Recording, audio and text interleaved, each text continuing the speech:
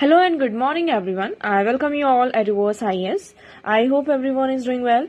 So today is 11th September 2024 and we are going to discuss important news and articles from The Hindu and The Indian Express. So हम यहाँ The Hindu and The Indian Express के जो भी important articles हैं उन्हें discuss करने वाले हैं. So आज के important topics देखते हैं which we have to cover here. Now first topic is India China Summit. This is a editorial section में हमारा article आया हुआ है जिसमें हम बात करेंगे चाइना एंड अफ्रीका समिट, इसके क्या आउटकम्स निकल कर आए हैं. We will discuss those outcomes here. Next हम बात करेंगे यहाँ पर UAE India ties rooted in affinity. So यहाँ पर हम इंडिया और यूएई के रिलेशन के बारे में, उनका जो बायलैटरल रिलेशन है उसके बारे में डिस्कस करेंगे. ऑल्दो हमने इस आर्टिकल को कल डिस्कस किया था कि एमओयू साइन हुआ है nuclear cooperation between India and UAE. अब इसके तहत यहाँ पे पूरा एक आर्टिकल आपके सामने यहाँ पे प्रेजेंट है. नेक्स्ट हम बात करेंगे यहाँ पे एंटी माइक्रोबियल रेजिस्टेंस है. ऑलरेडी देखिए हमें पता है कि what is anti microbial resistance, but इस आर्टिकल में कुछ इंपॉर्टेंट पॉइंट्स और आपको यहाँ पे की पॉइंट्स मिलेंगे जिसको हम डायरेक्टली क्या कर सकते हैं. जैसे कि एंटी माइक्रोबियल रेजिस्टेंस रिलेटेड कोई भी आर्टिकल आता है या फिर कोई भी क्वेश्चन आता है इन अ सब्जेक्टिव मैनर में, तो हम उन पॉइंट्स को डायरेक्टली यहाँ पे मेंशन कर सकते हैं. सो ये आर्टिकल यहाँ से हमारे लिए इंपॉर्टेंट हो जाता है विद एग्जाम्पल यहाँ पर हमारे पास प्रेजेंट है. नाउ नेक्स्ट हम बात करेंगे India has 4 point principles to stop Russia Ukraine war. आप सभी को पता है जो रशिया यूक्रेन वॉर चल रहा है इसको एंड करना है, इसको खत्म करने की बात की जा रही है. कि अब क्योंकि देखिए 2-2.5 साल से ज्यादा हो गए यहाँ पर, अब तीसरा साल होने वाला है. अभी तक यहाँ पर कोई भी पीस की बात नहीं कर रहा है. पीस की बात कर रहे हैं लेकिन हम उस पीस तक पहुंच ही नहीं रहे. इससे पहले भी हमने डिस्कस किया था यहाँ पर स्विट्जरलैंड में पीस समिट होने वाली है, लेकिन जो जून में यहाँ पर पीस समिट हुई थी उसमें रशिया यहाँ पर प्रेजेंट नहीं था. आप किसके बीच में यहाँ पर कॉन्फ्लिक्ट को रिजॉल्व करवाना चाहते हैं? रशिया एंड यूक्रेन के बीच में, बट उस टेबल में रशिया ही प्रेजेंट नहीं था. तो इसी के चलते वहां पर इंडिया ने क्या किया था, अपनी वोटिंग वगैरह भी नहीं की थी जून वाले में. अब फर्दर देखते हैं क्या चीजें निकल कर आती हैं. And we will talk about here 4 principles which India is talking about here. Okay, so these are the topics which we have to cover here today. Okay, now let's start करने से पहले आपको इस एनालिसिस की PDF adverse IAS, ये Telegram channel है, आप इस टेलीग्राम चैनल को ज्वाइन करिए. इसकी लिंक आपको डिस्क्रिप्शन बॉक्स में प्रोवाइडेड है जहां पर आपको इस पूरे एनालिसिस की पीडीएफ दी जाएगी.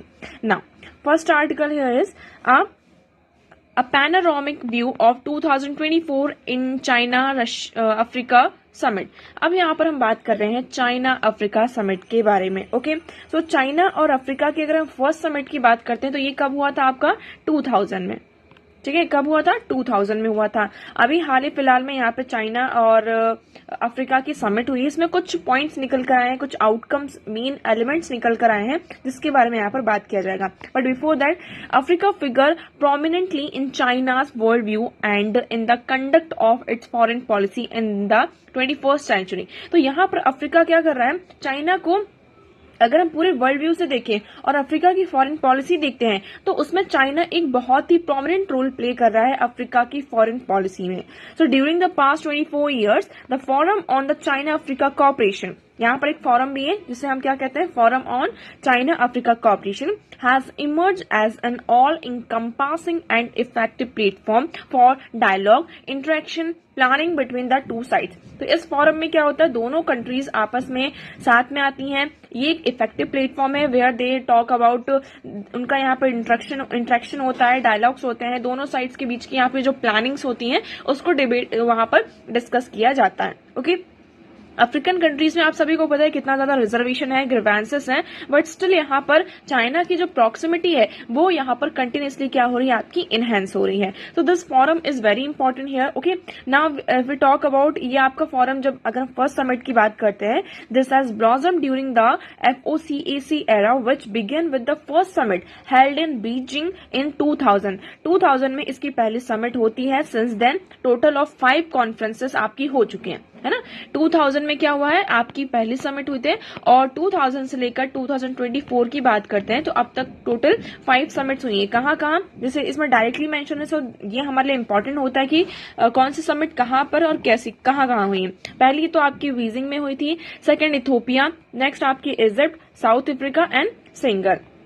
तो 1, 2, 3, 4, 5 ये 5 समिट यहाँ पर 5 प्लेसेस पर आपकी हुई। Okay, so last week confirm China's consistency and steadfastness in pursuing its goal relating to Africa. तो ये क्या शो कर रहा है, ये जैसे कि हम बात करते हैं, हमने एक फोरम बनाया है किसी कंट्री के साथ हमारे रिलेशन को स्ट्रांग करने के लिए, और उसमें हम यहाँ पर अच्छा परफॉर्म भी कर रहे हैं, है ना। सो ये क्या शो कर रहा है कि चाइना की कंसिस्टेंसी यहाँ पर शो कर रहा है कि वो अफ्रीका में उसके जो गोल्स हैं उसको यहाँ पर वो किस तरीके से परस्यू करना चाहता है, चाहे वो इकोनॉमिक हो, पॉलिटिकल हो या फिर स्ट्रेटेजिक इन नेचर हो। यहाँ पे हर एक पॉइंट ऑफ व्यू से अफ्रीका बहुत ही ज्यादा इंपॉर्टेंट रोल प्ले कर रहा है, किसके लिए, चाइना के लिए, मतलब चाइना के लिए अफ्रीका बहुत ही ज्यादा इंपॉर्टेंट है।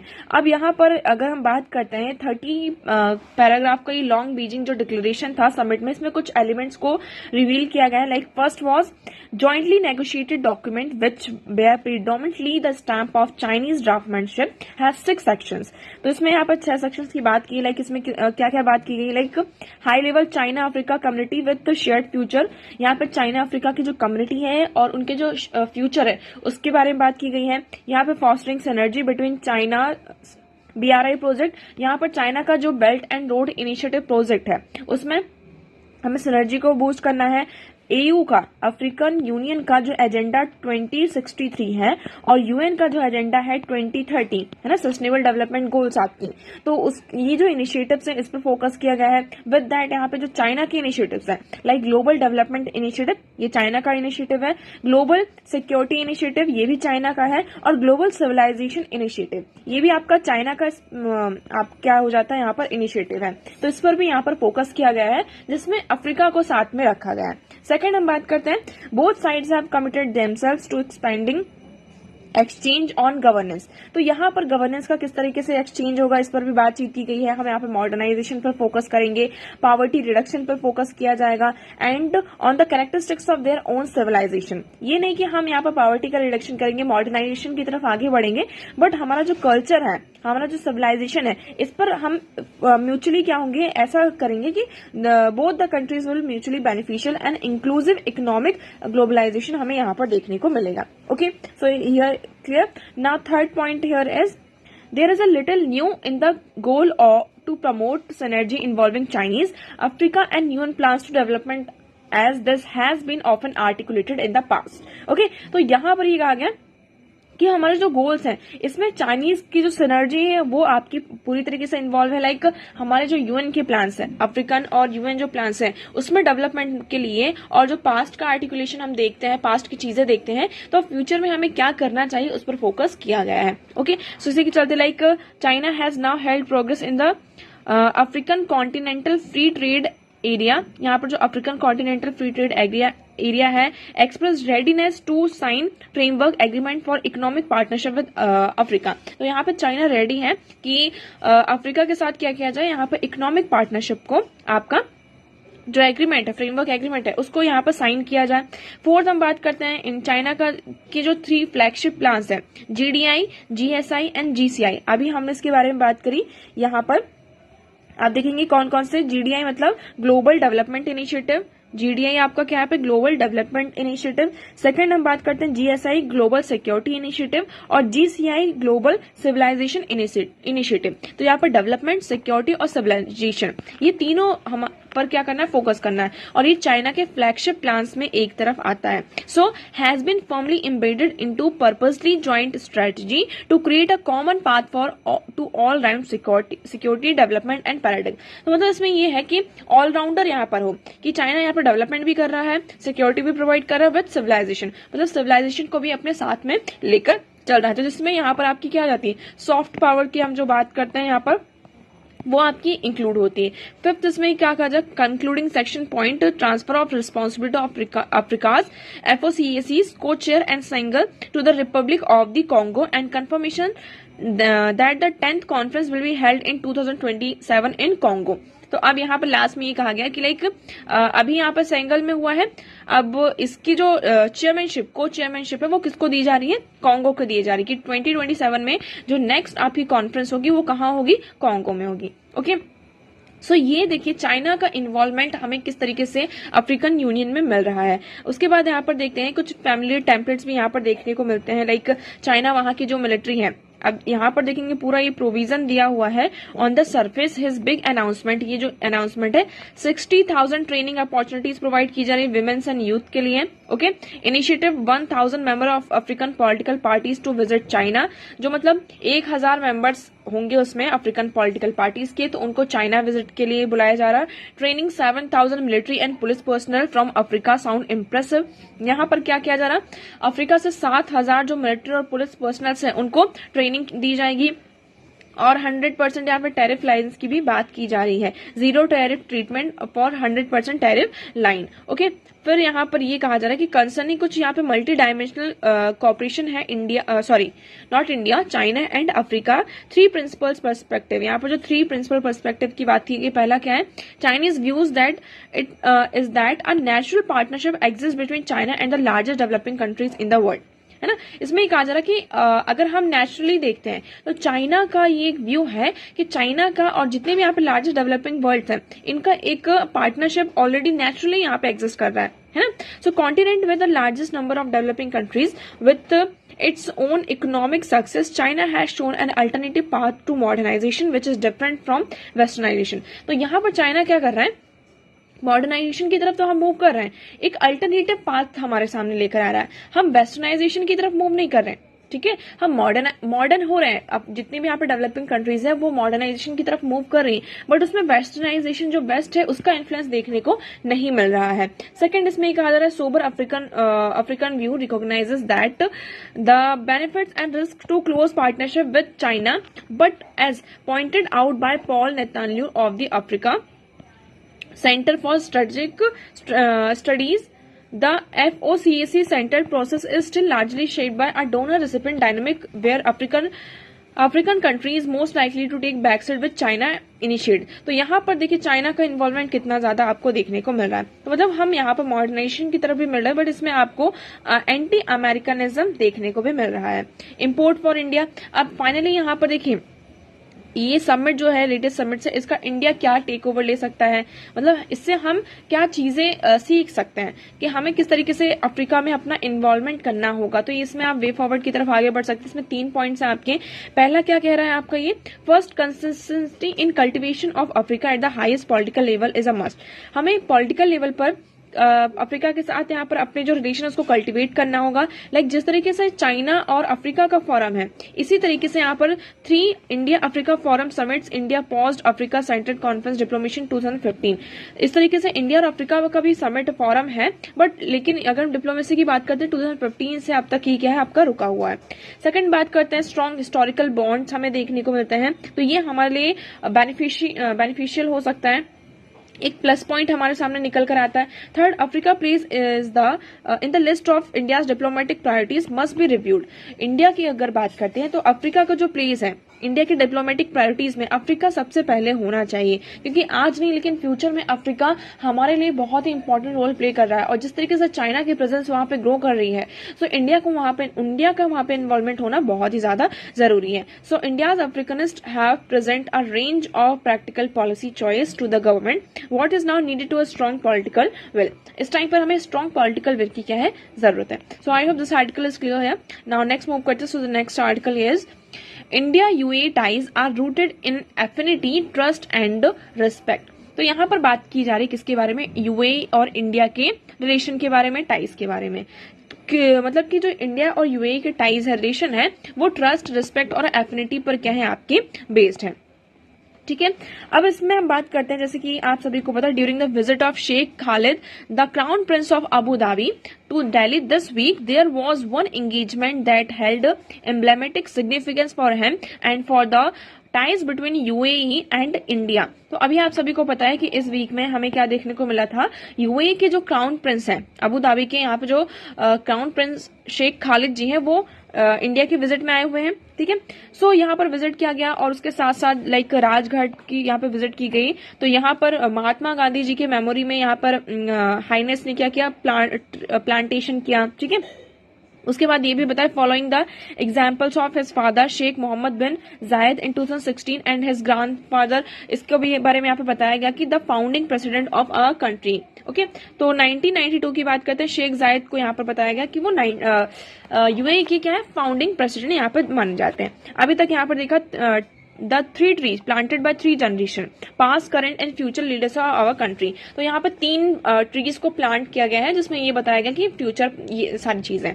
तो ये हो गया। India is almost 40 time larger than UAE. आप सभी को पता है कि इंडिया जो है यूएई की बात करते हैं, यूएई और इंडिया को अगर हम कंपेयर करते हैं तो यूएई का इसका 40 टाइम आप मल्टीप्लाई करिए तो वो इंडिया के साइज के बराबर होगा। मतलब यूएई इतना छोटा है, तो साइज और हम पॉपुलेशन की बात करते हैं, so India is almost 40 times larger than UAE in size and is also the most populous country in the world. There are more than 1000 Indian citizen for every emirate citizen. तो यहाँ पर आपको फिर भी UAE में हमें इतने सारे इंडियन सिटीजन क्या देखने को मिलते हैं। उसके बात करते हैं अवर इकोनॉमिक्स की, यहाँ पे फाउंडेड स्ट्रेंथ जो है हमारी इकोनॉमी की, तो UAE की भी बात करें यहाँ पे तो agriculture is the key pillar.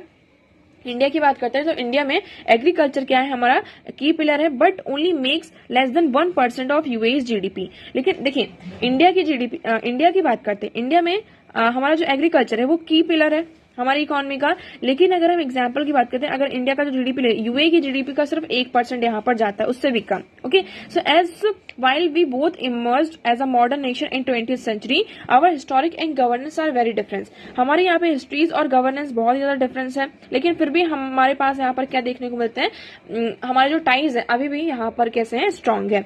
हमें यहाँ पर डीप कनेक्शन और पीपल टू पीपल प्रोग्रेस देखने को मिलती है। लाइक इंडिया यूए की यहाँ पर जो जैसे कि अभी बात करी, India UAE relationship is a way it is rooted in affinity trust and respect में यहाँ पर रूटेड है। यहाँ पर आपको ह्यूमन टू ह्यूमन कनेक्शन देखने को मिलता है। उसके साथ साथ हमारा जो रिलेशनशिप है उसमें पीपल और प्रोग्रेस देखने को मिलती है। The first trade link between Arabian gulf and India go back thousands of year ago. तो यहाँ पर जो अरेबियन गल्फ है और इंडिया की बात करते हैं तो हमारे जो फर्स्ट ट्रेड लिंक्स है वो हजारों साल यहाँ पर पुराने देखने को मिलते हैं। Okay, as people goods and ideas cross back forth across the ocean.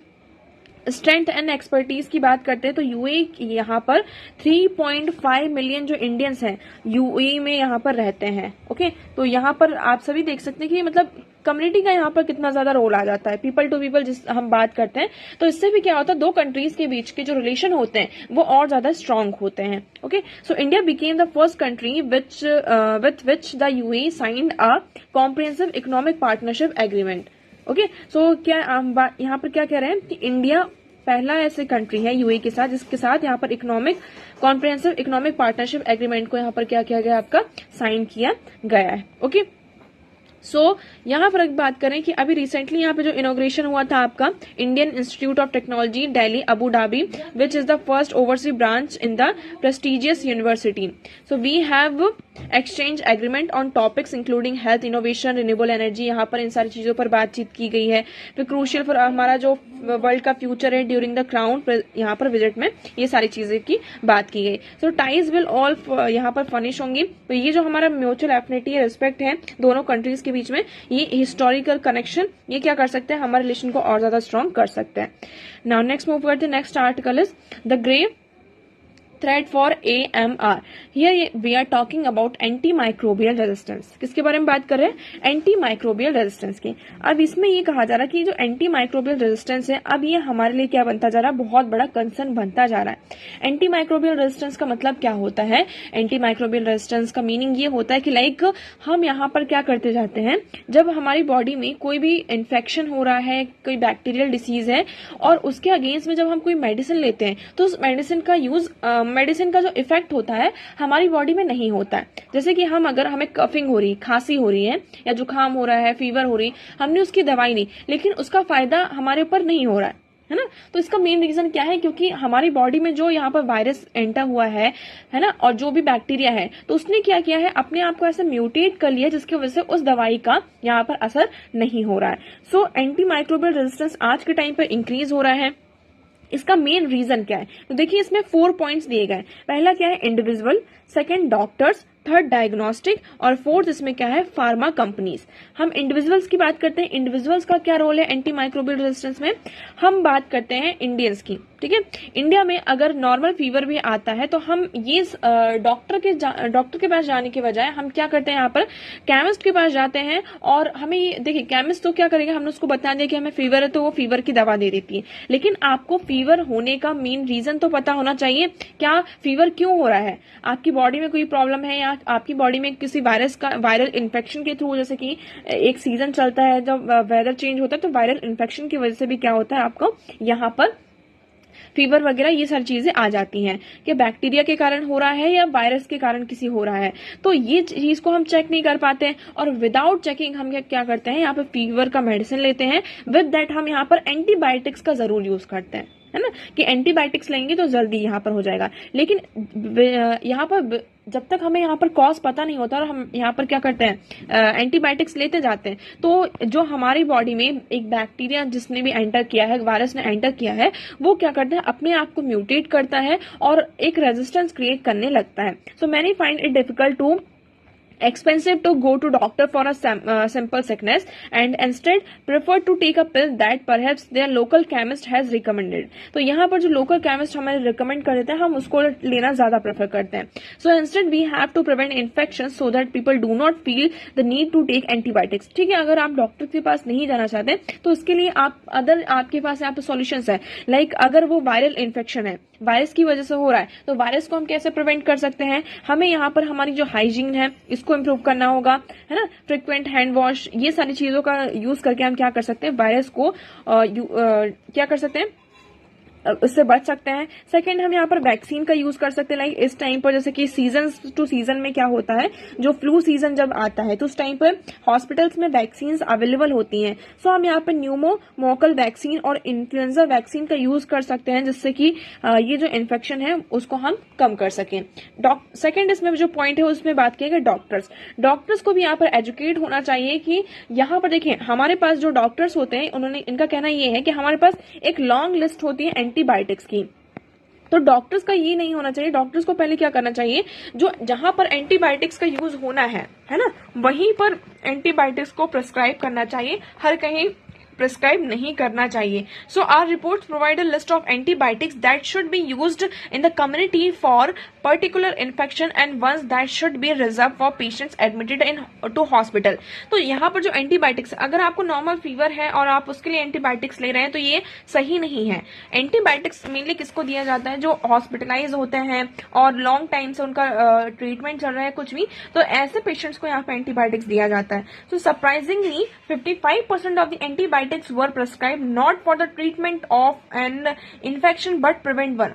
तो यहाँ पर ये कहा जा रहा है एक रिपोर्ट के सामने कि 55% जो हम एंटीबायोटिक्स डॉक्टर्स यहाँ पे प्रिस्क्राइब कर रहे हैं वो इसलिए नहीं कर रहे हैं कि हमें उस इन्फेक्शन को ट्रीट करना है, they are prescribing antibiotics to prevent one. कि यहाँ पर ये मतलब कि इस चीज को, जैसे कि हमें ऐसा लग रहा है कि फॉर एग्जाम्पल मुझे फीवर आने वाला है, अब मुझे मे बी फीवर इसलिए हो रहा हो, मुझे ऐसा फील हो रहा है कि मुझे फीवर आने वाला है, just take an example here is, है ना, बट फीवर आने वाला ना हो, मे बी मैंने ज्यादा काम कर लिया है कुछ भी, उसके वजह से यहाँ पर टायर्डनेस भी हो सकती है, लेकिन मुझे लगा कि शायद फीवर आ जाएगा, तो मैंने पहले ही क्या कर लिया, यहाँ पर मेडिसिन ले ली, तो मुझे ऐसा लग रहा था तो मैंने उस चीज को प्रिवेंट किया। तो इसी तरीके से इसमें ये कहा जा रहा है, तो देखिए एक होता है कि जब आपको फीवर आ गया, आपको समझ में आ गया फीवर आ गया, तब आपने यहाँ पर मेडिसिन ली, ठीक है, और एक होता है कि मुझे लग रहा है कि मुझे फीवर आने वाला है, मे बी आए या ना आए वो अलग चीज है, लेकिन मैंने उस चीज को प्रिवेंट करने के लिए यहाँ पर दवाई ली, तो दोनों में यहाँ पर डिफरेंस है। तो ये कहा जा रहा है कि इन्फेक्शन को ट्रीट करने के लिए एंटीबायोटिक्स को प्रिस्क्राइब नहीं कर रहे हैं, इन्फेक्शन को प्रिवेंट करने के लिए यहाँ पे एंटीबायोटिक्स का यूज कर रहे हैं, जिसकी वजह से क्या होता है, ओवर यूज हो रहा है और अनलिमिटेड यहाँ पर यूज हो रहा है, जिसकी वजह से आपको क्या देखने को मिल रहा है, यहाँ पर AMR देखने को मिल रहा है। डायग्नोस्टिक की बात करते हैं, यहाँ पर अनदर जो प्रॉब्लम आ रही है, यहाँ पर जो डिसीज है उसको प्रॉपर तरीके से डायग्नोस्ट ही नहीं किया जा रहा, जिसकी वजह से यहाँ पर गलत डायग्नोसिस के कारण भी एंटीबायोटिक्स का यूज होता है। नेक्स्ट इसमें ये कहा जा रहा है कि फार्मा कंपनीज, अब फार्मा कंपनीज यहाँ पर एंटीबायोटिक्स की क्या करती है, मैन्युफैक्चरिंग करती हैं, तो जो फार्मास्यूटिकल वेस्ट होता है उसकी वजह से यहाँ पर क्या होता है, जो बैक्टीरिया है वो एक रेजिस्टेंस क्रिएट करने लगते हैं, है ना, बाहर जो बैक्टीरिया है वो एक रेजिस्टेंस क्रिएट करने लगते हैं। तो हमें इस चीज पर भी याद मतलब कि कंट्रोल करना होगा, controlling pollution from antibiotic production contributes to keeping these life saving medicine effective for everyone. तो ये जो एंटीबायोटिक्स होते हैं वो हमारे लिए लाइफ सेविंग मेडिसिन है। अगर हम इस तरीके से इसका पोल्यूशन होता है और बैक्टीरिया इसके अगेंस्ट में रेजिस्टेंस क्रिएट कर लेते हैं तो ये क्या हो सकता है, हमारे लिए बहुत ही ज्यादा हार्मफुल हो सकता है। सो इंडिया में जो मोस्ट कॉमन पैथोजेंस की बात करते हैं, like type of faculty ICU, यहाँ पर एसिनोबैक्टर बेन्यूमनेटी, यहाँ पर इट कॉज निमोनिया। ये जो एसिनोबैक्टर होते हैं इसकी वजह से आपको निमोनिया होता है, आपके ब्लड में इन्फेक्शन होता है, यूरिनरी ट्रैक में आपका इन्फेक्शन होता है, वुंड्स हो जाते हैं। तो ये आपका यहाँ पर मेन पैथोजन इसकी वजह से यहाँ पर होता है। So continue to have 88% resistance. अब आप देख सकते हैं ये जो बैक्टीरिया है इसने 88% जितने भी आपके एंटीबायोटिक्स हैं यहाँ पर, है ना, लाइक कार्बेपेनेम, तो ये जितने भी एंटीबायोटिक्स है इसके अगेंस्ट में 88% यहाँ पर रेजिस्टेंस को क्रिएट करके रखा है। नेक्स्ट हम बात करते हैं यहाँ पर ई कोली की। तो इसकी वजह से आपको क्या होता है, डायरिया, यूटीआई, निमोनिया, सेप्सिस। तो इसने यहाँ पर इसकी बात करते हैं 2017 में इसका जो रेट था वो 18.6% रेजिस्टेंस था, बट अब इसने 37.3% रेजिस्टेंस अपने आप में यूज कर लिया है। सो देखिए यहाँ पर हम बात करते हैं number of people on 1 antibiotic 47%, यहाँ पर जो 2 एंटीबायोटिक्स लेते हैं 35% और जो 3 एंटीबायोटिक्स लेते हैं वो 18% यहाँ पर आता है। तो ये है मोस्ट कॉमन यहाँ पर जो पैथोजेंस इंडिया में पाए जाते हैं। नेक्स्ट हम बात करते हैं नेक्स्ट आर्टिकल हियर इज, यहाँ पर छोटे छोटे आर्टिकल्स आ जाते हैं, फ्रंट पेज के आपके आर्टिकल है द हिंदू के। Kolkata doctors continue to protest despite supreme court appeal. आप सभी को पता है कोलकाता का यहाँ पर केस, तो सुप्रीम कोर्ट ने यहाँ पर डॉक्टर से अपील की थी कि आप लोग जो ये प्रोटेस्ट कर रहे हैं इसको यहाँ पे कॉल ऑफ करिए और अपनी ड्यूटी पर फिर से वापस आ जाइए। बट यहाँ पर अभी भी जो कोलकाता के डॉक्टर्स हैं वो प्रोटेस्ट को यहाँ पर क्या कर रहे हैं, कंटिन्यू कर रहे हैं। नेक्स्ट हम बात करते हैं students in Imphal defy curfew clash with police. अब यहाँ पर इम्फाल में क्या हुआ है, आपका कर्फ्यू लगा हुआ है। मणिपुर में यहाँ पे इंटरनेट वगैरह को बैन करके रखा है 5 डिस्ट्रिक्ट्स में of Imphal valley, impose curfew in 2 of them, है ना। बट स्टूडेंट्स यहाँ पर जो 50 से ज्यादा स्टूडेंट्स की बात करते हैं उन्होंने इसको कर्फ्यू को नहीं माना, उसको डिफाई किया, जिसकी वजह से यहाँ पर पुलिस के साथ क्या हो रहा है, आपका क्लैश हो रहा है। नेक्स्ट हम बात करते हैं India has a 4-point principle to end the Russia Ukraine conflict. अब यहाँ पर इंडिया के 4 प्रिंसिपल्स की बात करते हैं।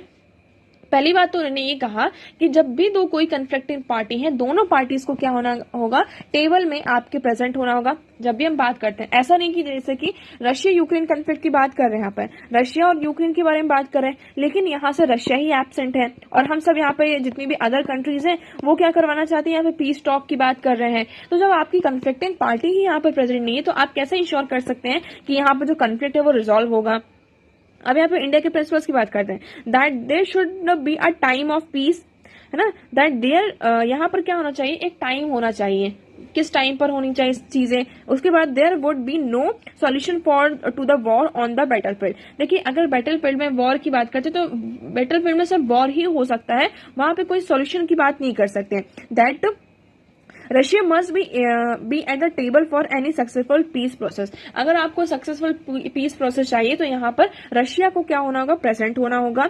उसके बाद and that is the concern and engage, और उसके साथ साथ यहाँ पर सारी कंट्रीज का प्रॉपर कंसर्न होना चाहिए। ये नहीं कि सिर्फ आप जैसे कि वेस्टर्न कंट्रीज रशिया को यूक्रेन का सपोर्ट कर रही है, रशिया को अलग यहाँ पर सपोर्ट कर रहे हैं, तो आपको यहाँ पर मेन कंसर्न क्या, आपको मेन जो पर्पज होना चाहिए ये होना चाहिए कि हमें इस कन्फ्लिक्ट को रिजॉल्व करना है। ये नहीं कि आप अपने ही एजेंडाज को यहाँ पर आगे लेकर आए। ओके, सो कंसर्न और एंगेजमेंट होना चाहिए and trying to find a way to resolve the conflict. और इस हम कैसे इन कन्फ्लिक्ट को रोक सकते हैं इसके लिए यहाँ पर एक सॉल्यूशन हमारे सामने होना चाहिए। ओके, सो आई होप ये अभी आर्टिकल इतना ही है, इसमें फिर आगे फर्दर देखते हैं क्या निकल कर आता है। सो आज के न्यूज़पेपर में इतने ही इंपॉर्टेंट आर्टिकल्स है। आई होप आपको सारी चीजें क्लियर हो, but still if you have any doubt you can ask in comment section. आज का वीडियो कैसा लगा एक बार कमेंट सेक्शन में जरूर बताएगा। अगर वीडियो पसंद आया हो तो उसे लाइक करना, चैनल को सब्सक्राइब एंड शेयर करना ना भूलें। So that's for all today. Thank you so much for discussion.